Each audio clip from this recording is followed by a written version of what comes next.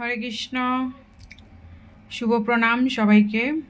আজকে আমি বেগুনের ভর্তা করব। বেগুন এবং টমেটো, কাঁচামরিচ, মশলা। তো ঠিক আছে, চলুন।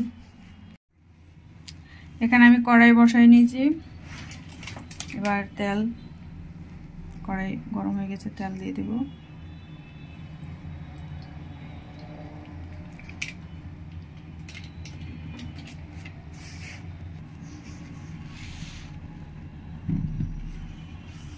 তো আমি প্রথমে বেগুনগুলো ভেজে নেব। তো আমি বেগুনগুলো দিয়ে দিচ্ছি।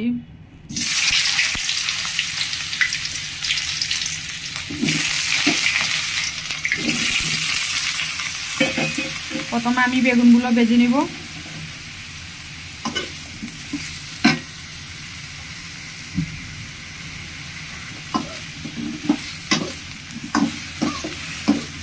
খুবই সুন্দর সহজ একটা রেসিপি।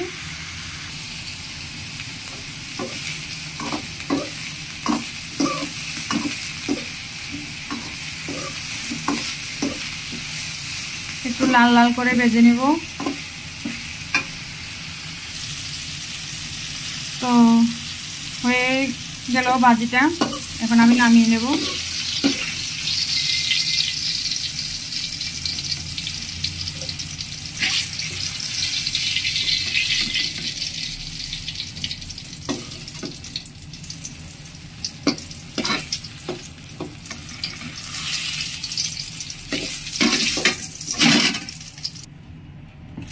তো যেটুকু তেল আছে অবশ্য হবে, আর একটু দিয়ে দিচ্ছি।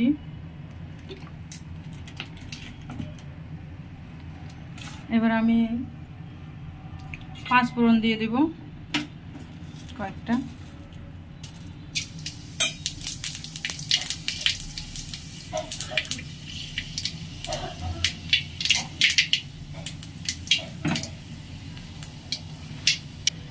এরপর দিয়ে দিচ্ছি কাঁচামরিচ।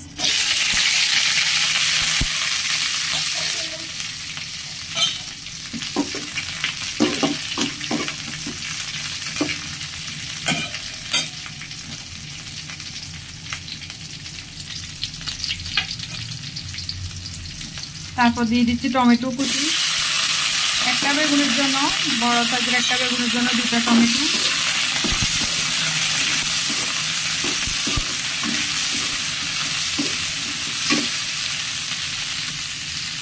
এরপর দিয়ে দেব পরিমাণ মতো লবণ।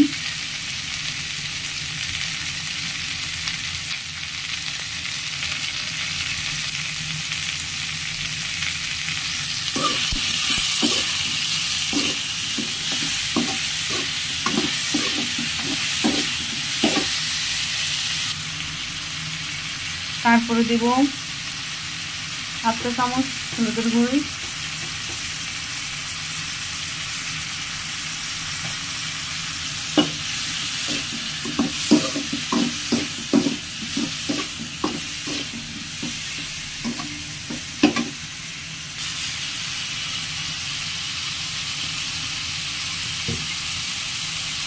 তারপর দেব হাফ চা চামচ মরিচের গুঁড়া। তারপর দিব ছোট চামচে 1 চামচ মশলার গুঁড়া, গরম মশলার গুঁড়া।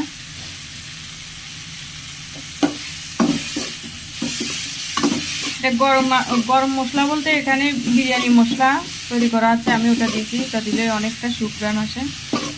আপনারা চাইলে আরও মশলা অ্যাড করতে পারেন।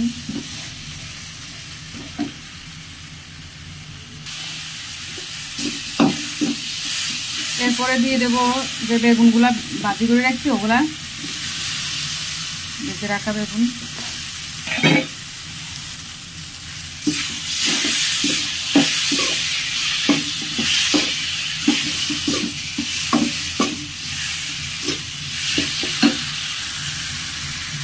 কিছুক্ষণ এভাবে নেড়ে নেব।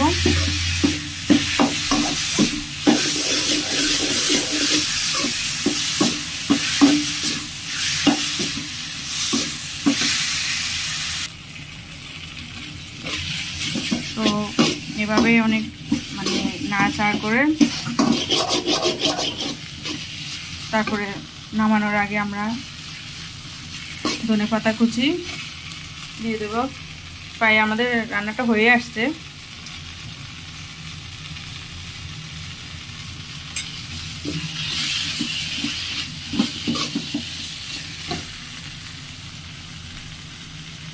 তো হয়ে গেল।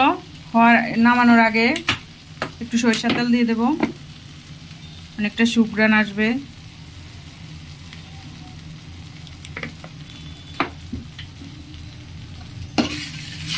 আসলে সবাই তো ওই যে পোড়া মানে বেগুন পোড়া দিয়ে ভর্তা করে না, তো ওটাতে তো সরিষার তেল দিলে অনেকটা সুঘ্রাণ আসে। তো আমি এভাবে করছি, এটাতেও সরিষার তেল এভাবে দিতে হয়।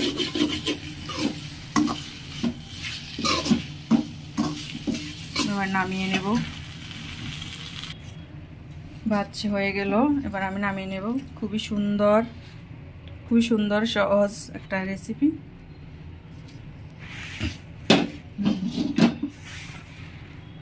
ভাত এটা তৈরি হয়ে গেল।